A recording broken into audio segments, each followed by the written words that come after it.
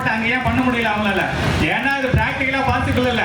இங்க பாத்தீங்கன்னா இந்த ZLD இதெல்லாம் தூரம் பெருந்துறையும் ஆல்ரெடி ஜவுளித்துறையில பல மடங்கு அதிகமா இருக்குது. அங்கேயே தண்ணி சுத்தப்படுத்த முடியாம தான் இந்த அளவுக்கு வச்சிருக்காங்க. டெக்னாலஜி இருக்கலாம், பேப்பர்ல இருக்கும், ஆனா பிராக்டிகல்ல இருக்குமா? அதுதான் பிரச்சனைங்க. அதை வந்துட்டு இந்த இடத்துல கொண்டு வரணும்னு சொல்லி பேசல, இந்த இடத்துல கொண்டு வர வேண்டாம். அது போக என்னதான் டெக்னாலஜி இருந்தாலும் பிராக்டிகலா எதுவுமே நடக்கிறது இல்ல. முறையா வந்திருக்காரு. உண்மையாலுமே நாம ஏதோ புண்ணியம் பண்ணதாலதான் இந்த மாதிரி தலைவர்கள் நமக்கு கிடைச்சிருக்காங்க. கண்டிப்பா வந்து நாங்களாம் ஒரு உற்சாகமான மனநிலையில வேலை செய்யறதுக்கெல்லாம் அண்ணாதான் காரணம். அவரோட வழி குறிப்பிக்க நம்பிக்கையோட இருக்காங்க. நன்றிங்கண்ணா.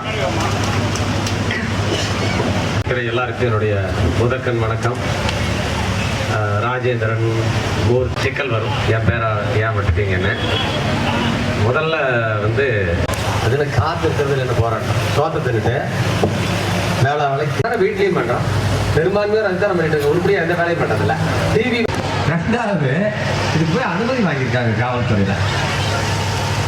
உங்கள் போராட்டமே இல்லைன்னு அர்த்தம். அதை இங்கே உங்களுடைய சொந்த செலவில் நீங்கள்லாம் கை காசு போட்டு சாமியானா போட்டு என்னென்ன பண்ணி வச்சுருக்கீங்க. இதுக்கு போய் வருவாய்த்துறையிலையோ காவல்துறை அப்படி வச்சுக்குவோம். என்ன சொல்கிறேன்னா, ஒருவேளை நீங்கள் அனுமதிக்கு போனால் உட்கார வச்சது யாரு? மாவட்ட நிர்வாகம். அந்த மாவட்ட நிர்வாகத்துக்கு